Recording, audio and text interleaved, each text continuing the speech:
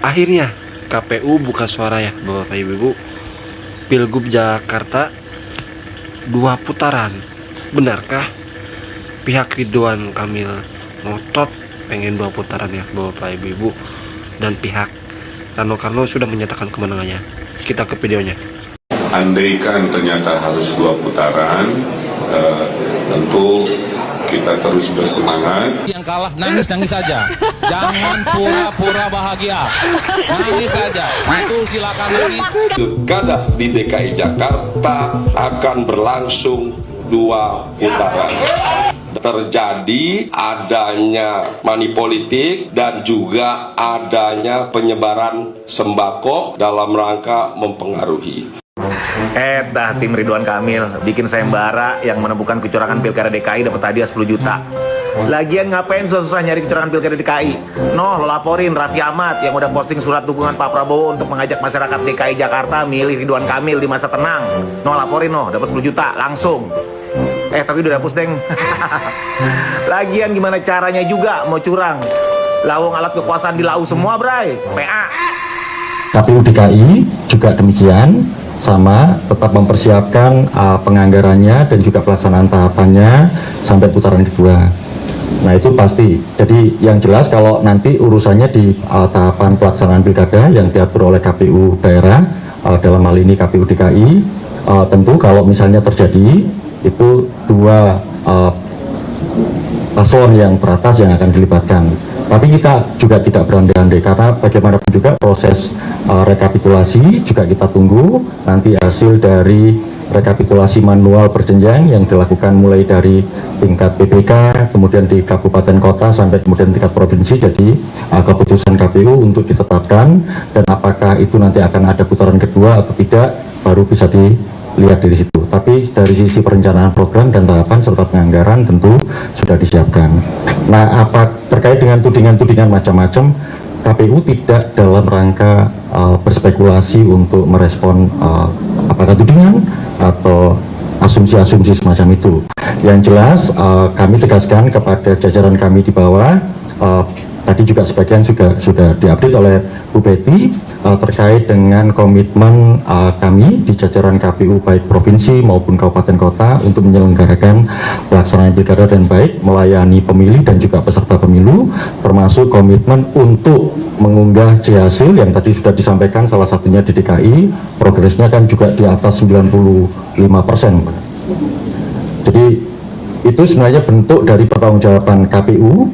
Nanti kami juga melihat tentu memantau juga perkembangan pelaksanaan pilkada terutama yang dari televisi, disampaikan juga oleh beberapa pihak bahwa mereka punya data. Nah nanti tentu saja data itu. Data yang kami terima menyatakan bahwa pilkada serentak 2024 di DKI Jakarta akan berlangsung 2 putaran. Bahwa telah terjadi adanya money politik dan juga adanya penyebaran sembako. Aduh, saya teh heran ya ketika kampanye teriaknya 1 putaran ya.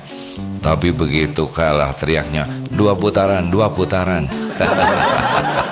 Ini teh gimana ya? Mau pilgub apa mau muter-muter aja? Ya, padahal kabarnya itu di-endorse oleh petinggi negara, di-endorse oleh wakil petinggi negara secara langsung ya, di-endorse juga oleh mantan petinggi negara, bahkan didukung juga, bahkan dibantuin kampanye oleh menteri, dibantu kampanye oleh pejabat negara. Kurang apa lagi ya? Yang dituduh curang mah kita yang nggak di-endorse oleh siapa-siapa. Aduh. Garis bawahi ya, kalau tim Ridho udah bikin sayembara kayak gini, berarti mereka udah frustasi banget. Frustasi akan banyak hal. Yang pertama, mereka frustasi ketika melihat kenyataan Ridho udah didukung 12 partai, didukung 2 mantan presiden 2 periode, didukung presiden plus wakilnya, didukung sembako. Alah, suara mereka mentok di angka 39,48%. Yang kedua, mereka frustasi ketika melihat perolehan suara milik Pramono Anung dan Bang Dul. Padahal Pramono Anung ini sama sekali tidak populer di Jakarta. Cuma diusung satu partai yang ketumnya nenek-nenek, malah mendapatkan suara di atas 50%. Yang ketiga, mereka frustasi ketika mereka mencoba mencari kesalahan, kekurangan dari 03. Ternyata mereka tidak menemukan apapun. Tim 03 sebersih itu, sebermoral itu ketika di pemilu. Itulah kenapa saking frustasinya mereka tidak menemukan kecurangan yang dilakukan oleh tim 03. Alhasil mereka membuat sayembara. Mereka segitu frustasinya melihat posisi mereka di Jakarta saat ini. Tapi lucunya di tengah-tengah frustasi mereka masih sempat loh lempar bola panas ke tim 03. Dengan judul mereka menduga tim 03 itu memberikan sembako di masa tenang. Padahal yang justru terkenal demen membagi sembako di masa pemilu itu bukan 03, tapi 01. Nggak percaya? Nih ada fotonya nih. Nggak percaya lagi, ada lagi nih. Nggak puas dengan foto, saya punya videonya nih. Wih, mantap nih Bang Jopan nih. Wih, satu putaran nih Ridho nih. Satu putaran tuh. Satu putaran tuh Bang Jopan tuh. Taburan nih Bang Kelurahan tuh. Dan jangan lupa, yang justru melakukan kecurangan di masa tenang itu justru tim 01. Tahu nggak, tim SES 01 itu memposting selembaran yang isinya Prabowo Subianto meminta warga Jakarta untuk memilih Ridwan Kamil dan Suswono. Bahkan selembaran ini juga diposting oleh Raffi Ahmad, stafnya presiden, di masa tenang. Ya, meskipun Raffi Ahmad sekarang udah menghapus, tapi kan ini bukti telak siapa yang melakukan kecurangan di masa tenang. Iya kan? Dan lucunya juga ketika mereka membuat sayembara yang artinya mereka sama sekali tidak menemukan bukti kecurangan, tapi mereka sempet-sempetnya membuat dugaan-dugaan padahal nggak ada buktinya. Ini kan stres. Udahlah untuk Kang Emil, kemudian untuk para pendukungnya jangan terlalu banyak berhayal. Karena C1 itu sudah 100% terkumpul. Jadi angka itu sudah ketemu. Dan tidak ada lagi margin of error. Ya, sudah 50%, 0,07 ya. Nah, 0,09. Nah, udah satu putaran. Kemudian di KPU juga sudah 100% kekumpul. Jadi ada 2 backup, KPU plus internal ya. Jadi efek Pak Jokowi di Jakarta tidak ada. Siapa di sini yang punya magnet di DKI? The one and only Anies Rashid Baswedan. Ya, boleh kau cawe-cawe di mana-mana ya Mulyono. Tapi untuk di Jakarta kami akan terus memberikan perlawanan dan ini akan terus kami bawa sampai dengan 2029. Oke? Mohon maaf, di Jakarta kalian kami kalahkan. Oke? Assalamualaikum. Dengan persatuan tentunya. Mantap. 12 partai lawan satu partai, lawan anak Abah, lawan Ahoker, lawan Persija. Eok. 12 partai kebun kosong. Kagak ada warganya. Jakarta lu mau samain sama kota-kota lain. Kagak mempan dah. Daerah-daerah lain boleh lo atur, tapi untuk di Jakarta kagak bisa. Suara orang Jakarta tidak bisa diperjualbelikan. Asal lo tahu tuh ranking, mendingan lo pulang, ya nggak, naik bus atau lo naik travel, cuman 150.000. Lo kagak ada biar gua TF nih. Nih, VT gua bilang Pilgub DKI selesai karena Anies sudah turun tangan. Ya dibilangin nggak percaya, malah banyak yang hujat Anies siapa. Ya itu Anies itu yang memenangkan. Anak Abah hampir banyaknya itu tadinya tuh mau golput, tapi sejak Anies deklarasi dukung Pramono Sidul, akhirnya semua gerbongnya pindah ke Pramono.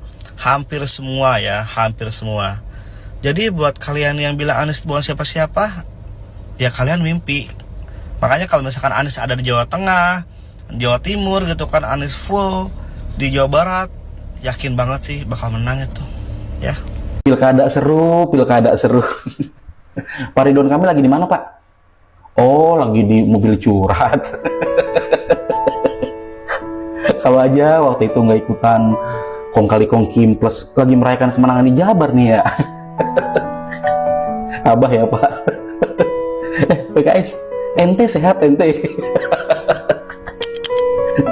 Kalau waktu itu nyalonin Anies udah tinggal duduk manis.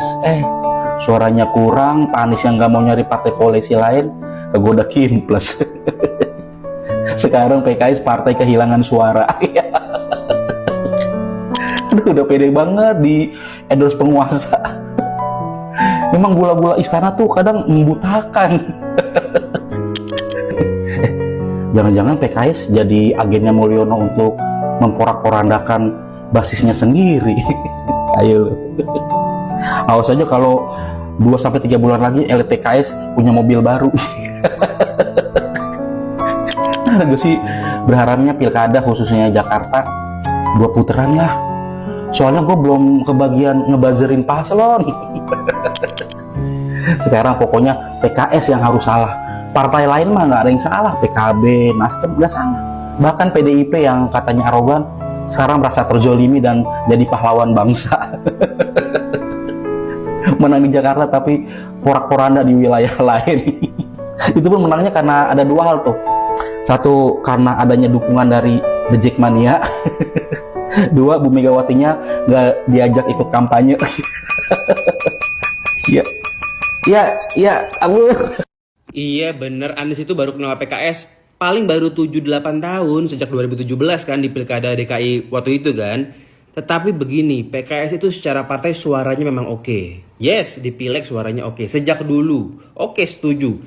Tapi kalau kita ngomongin kader, apakah pernah ada kader PKS yang ngetop secara nasional? Kan nggak ada. Sengetop-ngetopnya kader PKS itu paling akhir. Akhir pun ngetopnya di Jawa Barat bukan di nasional.